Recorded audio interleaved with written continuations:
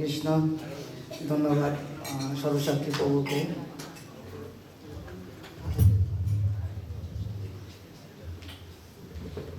হরে কৃষ্ণ।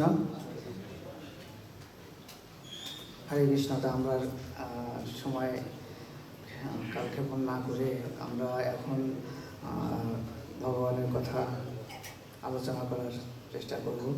তা সকল বৈষ্ণবদের চরণে আমি আবারও দণ্ডবত প্রণাম জ্ঞাপন করছি।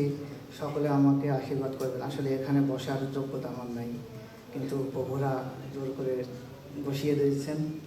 তা এখন আমাদের সিনিয়রদের কথা আমাদের রাখতে হয়, এই জন্যে সকলে আশীর্বাদ করবেন যেন আমি কিছু আলোচনা করতে পারি। তা আমরা প্রথমেই আমরা মঙ্গলাচরণ করব। সকলে আমরা একসাথে মঙ্গলাচরণ করি।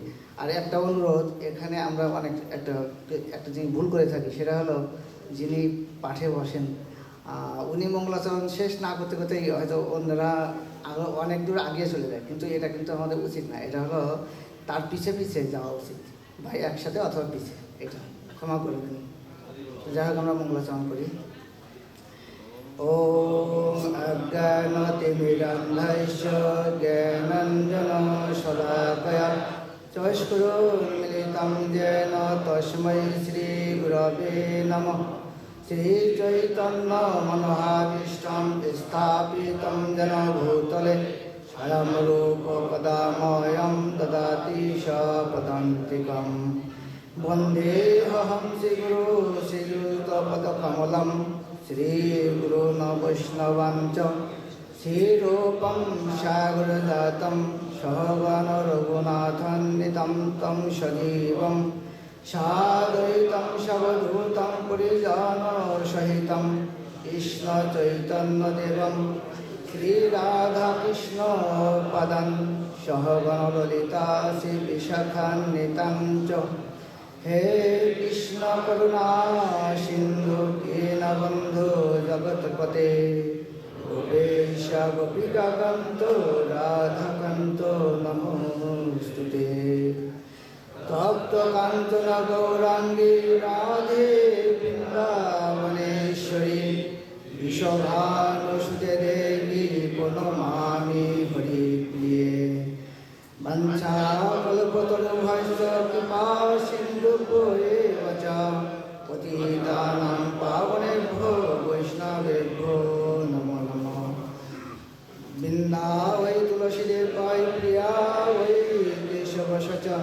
কৃষ্ণ ভক্তি পদ দেবী সত্যবতী নমো নমঃ নীলাচল নিবাসায় নিত্যায় পরমাত্মনে বলভদ্র সুভদ্রাভং জগন্নাথায় তে নমঃ নমো মহাবদান্নায় কৃষ্ণ প্রেম পদায়তে কৃষ্ণায় কৃষ্ণ চৈতন্য নামনে গৌরতীশে নমঃ নমো ব্রহ্মণ্য দেবায় গো ব্রাহ্মণ্য হিতায় চ জগদ্ধিতায় কৃষ্ণায় গোবিন্দায় নমো নমঃ জয় শ্রীকৃষ্ণ চৈতন্য প্রভু নিত্যানন্দ শ্রী অদ্বৈত গদাধর শিবাসাদি শ্রী গৌরভক্তবৃন্দ হরে কৃষ্ণ কৃষ্ণ কৃষ্ণ হরে হরে হরে রাম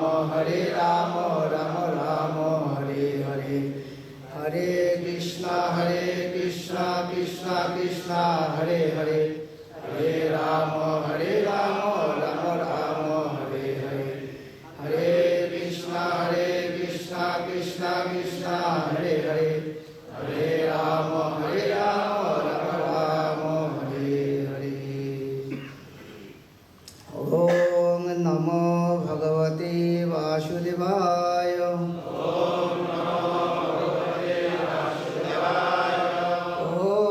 নমো ভগবতে বাসুদেবায়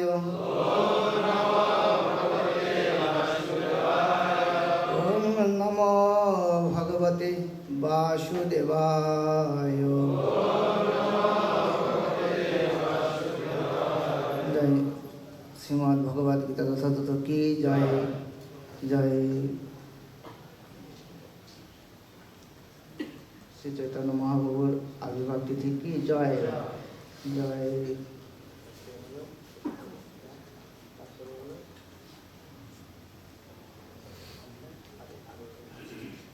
হরে কৃষ্ণ। আমরা আজকে চৈতন্য চৈতামৃতে আদি লীলা থেকে পাঠ করব। জয় চৈতন্য চৈতামৃত কি জয়।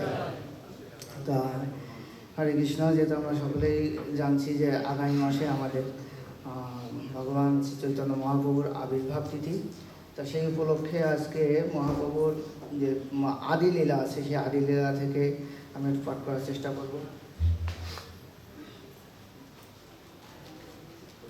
তা সকলে আমরা মনোযোগ সহকারে একটু শ্রবণ করার চেষ্টা করব। আমাকে আপনারা সহযোগিতা করলে আমার হয়তো একটু সাহস পাবো, একটু পাঠ হয়তো একটু ভালো হবে। এই জন্য সকলে যারা পিছনে আছেন একটু সামনের দিকে চলে আসেন, যাতে পরবর্তীতে আর এই নড়াচড়া করা না লাগে। একটু সামনের দিকে চলে আসেন। হরে কৃষ্ণ হরে হরে হরে রাম রাম রাম হরে হরে হরে হরে হরি বল। হরে কৃষ্ণ।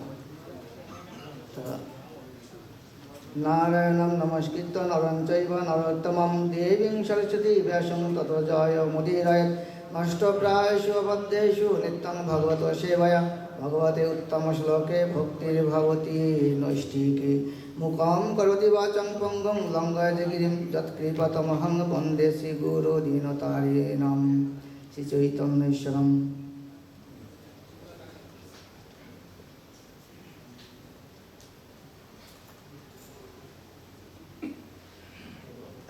জয় জগৎগুরু শিল প্রভুপাদ কি জয়, গুরুদেব কি জয়। হরে কৃষ্ণ। তাহলে আমরা আদি লীলা থেকে একটু পাঠ করব। আপনার কৃপা করে আমাকে সহযোগিতা করবেন। সম্পূর্ণ তো পাঠ করে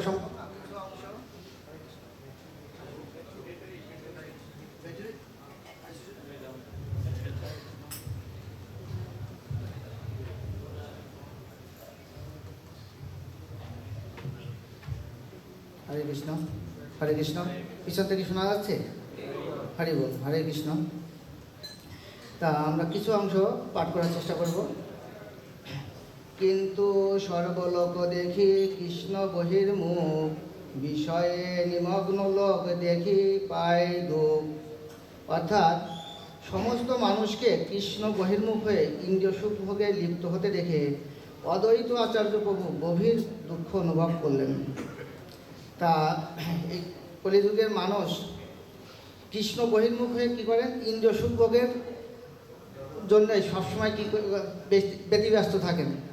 তা এই অদ্বৈত আচার্য ঠাকুর তখন এইটা অনুভব করতে পেরে কী করলেন, অনেক দুঃখ পেলেন, দুঃখ অনুভব করলেন। আর এই অদ্বৈত আচার্য ঠাকুরকে এইটা আমাদের একটু জানা দরকার, যেহেতু উনি আমাদের এই চৈতন্য প্রভুকে আহ্বান করেছিলেন এই পৃথিবীতে, ডেকে এনেছিলেন। তা এখন এই সবার কথায় কি ভগবান আসেন না তো। তা যার কথায় এই ধরাধামে এই পৃথিবীতে ভগবান অবতীর্ণ হলেন, তা সেই ব্যক্তিকে, তার সম্পর্কে একটু তো জানা দরকার। তা সেই অদ্বৈত, হরে কৃষ্ণ, অদ্বৈত আচার্য ঠাকুরকে, তা উনি হলেন যে মহাবিষ্ণু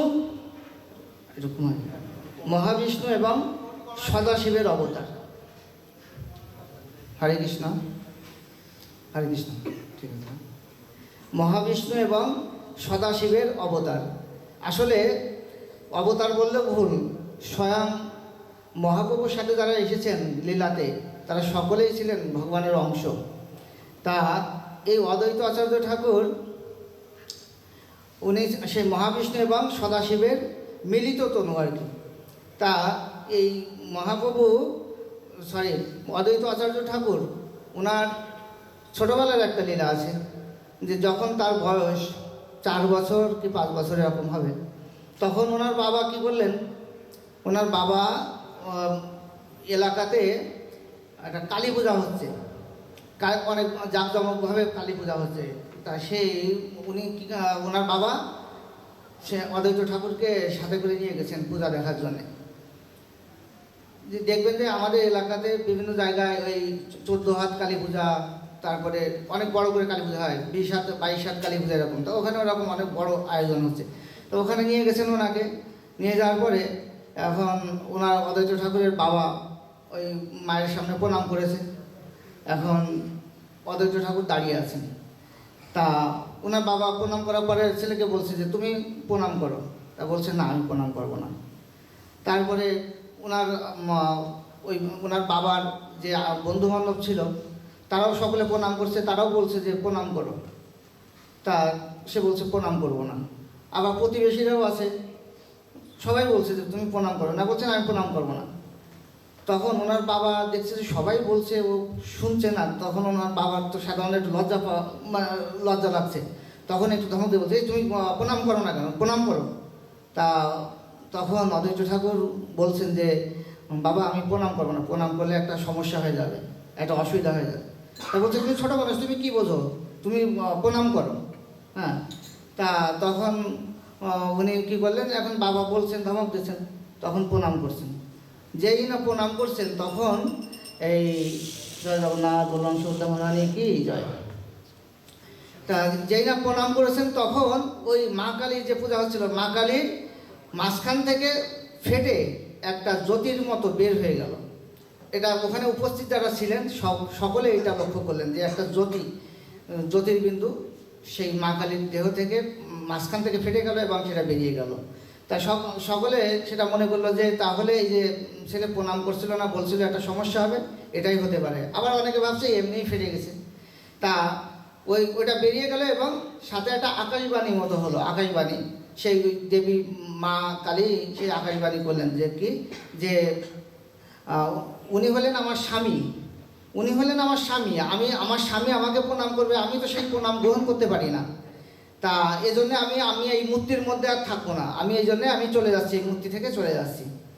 তা ওনার বাবাকে অদ্বৈত ঠাকুর বলেছিলেন যে একটা সমস্যা হবে, কিন্তু হয়েছে। তা এইভাবে